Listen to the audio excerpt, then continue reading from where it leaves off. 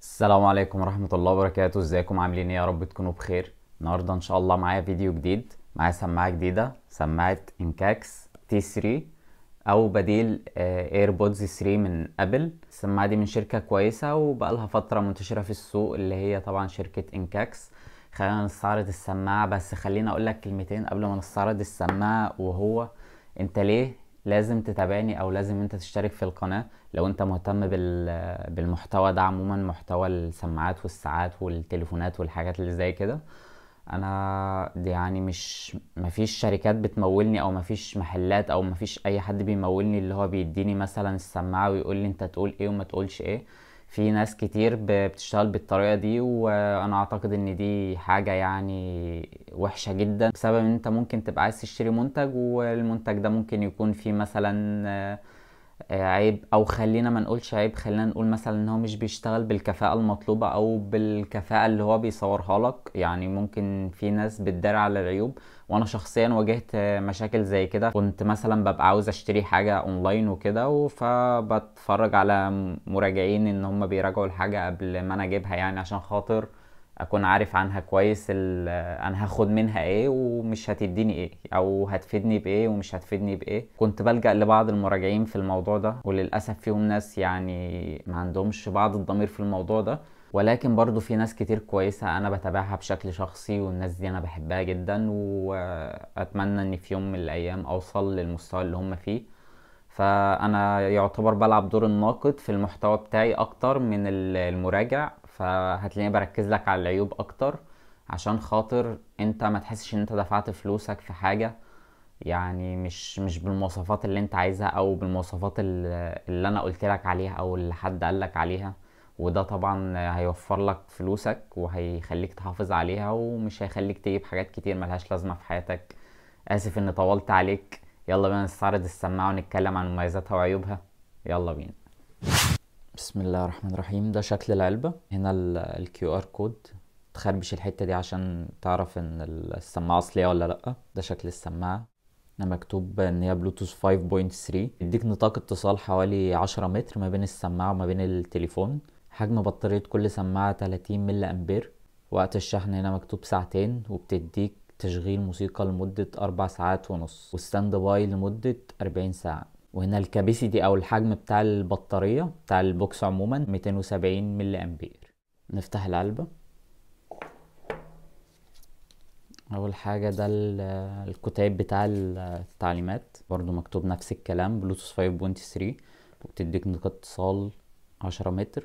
وهنا مكتوب ان السماعة ممكن تتشحن لحد 300 مرة.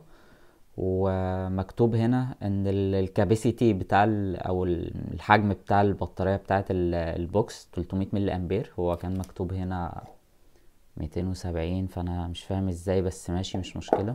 نجربها مع بعض ونشوف القيمة الحقيقية. الفولتج بتاع السماعة 5 فولت 1 امبير، يعني ما ينفعش شحنها بشاحن سريع طبعا. دي حاجة تؤثر على عمر البطارية بشكل كبير. ممكن بعد فترة السماعة تقعد معاك ربع ساعة لو انت مش واخد بالك من الموضوع ده. السماعة بتشحن هنا في ساعتين ونص، وبتديك في وضع المكالمات حوالي 4 ساعات ونص بالنسبة للبطارية، وفي وضع الاستماع 4 ساعات ونص برضو. طبعا ده كله على مستوى 80%. نفس الكلام برضو هنا مكتوب ان حجم كل سماعة بالنسبة للبطارية 30 ملي امبير. بتديك الستاند باي حوالي 40 ساعة، والبوكس بيديك الستاند باي لمدة 260 ساعة. خلاص كده ده مش محتاجينه في حاجة. شوف السماعة. طبعا انا فاتح السماعة قبل كده عشان بجربها بقالي اسبوعين. ده شكل السماعة.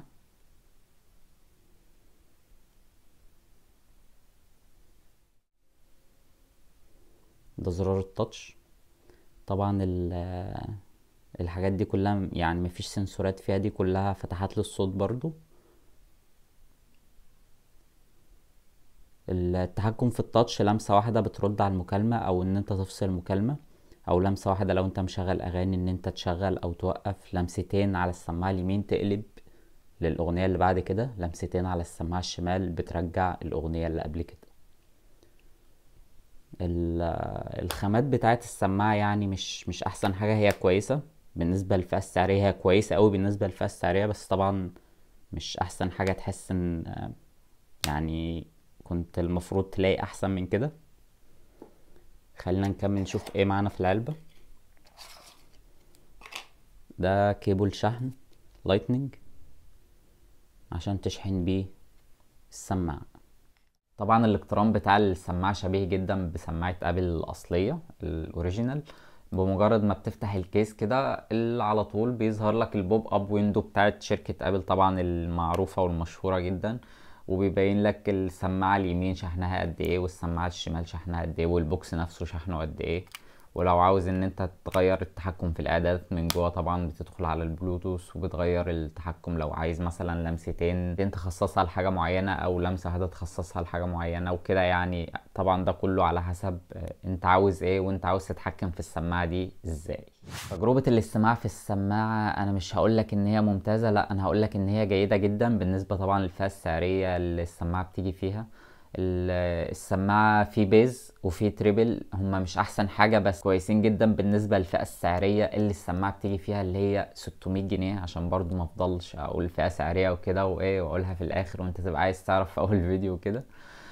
السماعة بتيجي ب600 جنيه. بتديك تجربة صوت بصراحة هي تستحق ان انت تدفع فيها المبلغ ده. هو الخامات طبعا مش احسن حاجة. الخامات هقول لك ان هي كويسة احسن من منافسين كتير باسعار اغلى من كده، ستيل مش احسن حاجة ولكن برضو هي مش رديئة. نرجع تاني لتجربة الاستماع وتجربة الصوتيات. السماعة تقريبا لو هقيمها هديلها 7.5/10. 7.5/10 دي حاجة كويسة جدا. ده مثلا لو انت بتسمع اغاني في الوضع العادي، انما لو انت عندك ايكولايزر في الموبايل بتاعك او اللي هو التحكم في الصوت، تعلي البيس توطيه الحاجات دي يعني وكده، لو عندك ده في موبايلك فالسماعة دي هتديك تجربة صوت 8/10 او كمان ممكن توصل معاك ل8.5/10. طبعا دي حاجة كويسة جدا بالنسبة ل600 جنيه اللي هتدفعهم في السماعة دي. فهنا تجربة الصوت يعني مش هتواجه فيها اي مشاكل. تجربة المكالمات بالنسبة للسماعة مش احسن حاجة ومش وحشة برضو. سماعة فئة اقتصادية ما تنتظرش منها ان هي تديك طبعا ليفل عالي بالنسبة للمكالمات. هو اللي انت بتكلمه هيكون سامعك ويكون مفسر الكلام وكده، لكن مش بشكل كويس جدا. السماعة بتلقط كلام كتير من الشارع يعني. لو انت ماشي في مكان فيه دوشة وكده اصوات الناس اللي حواليك هتكون طالعة بشكل كبير اللي انت بتكلمه، وكمان اصوات برضو الدوشة سواء عربيات سواء اي دوشة جنبك. فانا سجلت مكالمة في ظروف يعني في ظروف صعبة شوية. من غير كلام كتير خليني استعرض لك المكالمة اللي انا عملتها عشان تفهم اكتر تجربة الصوت. الحمد لله بخير والله يا غالي، اخبارك ايه؟ تمام والله الحمد لله. يا رب دايما يا رب. بجرب سماعة جديدة. ايه اخبار الصوت؟ صوتها بعيد اصلا. انا ماشي في الشارع والجو هوا وجنبي دوشة كبيرة يعني. المهم انت سامعني كويس؟ انا سامع صوتك كويس، بس تحس اللي هو بعيد كده شويه. وبالنسبة لتجربة الألعاب فالسماعة نسبة الليتنسي فيها قليلة قوي، أو الفرق ما بين الصوت والصورة لا يعني مش هتحس بيه خالص. أنا جربتها في بابجي موبايل بصراحة كانت كويسة جدا معايا. كنت بقدر إن أنا أحدد أماكن اللاعبين اللي حواليا وبقدر إن أنا أحدد أماكن الضرب جاية منين بشكل كويس، ما قابلنيش فيها أي مشاكل يعني. السماعة هتقدر تعتمد عليها في الألعاب بشكل كبير. زي ما قلنا برضو في الحلقة اللي فاتت عن السماعة الجوي روم، السماعة دي نفس الكلام برضو. بحتاج هي نفس الحجم ونفس كل حاجة، بحتاج ان انا اضغط عليها مثلا عشان هي تثبت في ودني بحيث ان انا اخد منها تجربة صوت بشكل كويس. تجربة صوت ما فيهاش تضحيات، ما تزعجنيش في اي حاجة، بس انا لما بظبطها بكون مرضي من الاداء اللي انا باخده منها وما بيقابلنيش معاها اي مشاكل. وبالنسبة لبطارية السماعة احنا قرأنا ان السماعة طبعا كل فردة بتيجي 30 ملي امبير، والبوكس مكتوب على العلبة من بره ان هي 270 ملي امبير، ومكتوب جوه في الكتالوج ان هي بتيجي 300 ملي امبير. وكان مكتوب ان السماعة تديك 4 ساعات ونص مكالمات او 4 ساعات ونص تشغيل اغاني. انا لما جربتها بصراحة ادتني من 3 ساعات ل4 ساعات.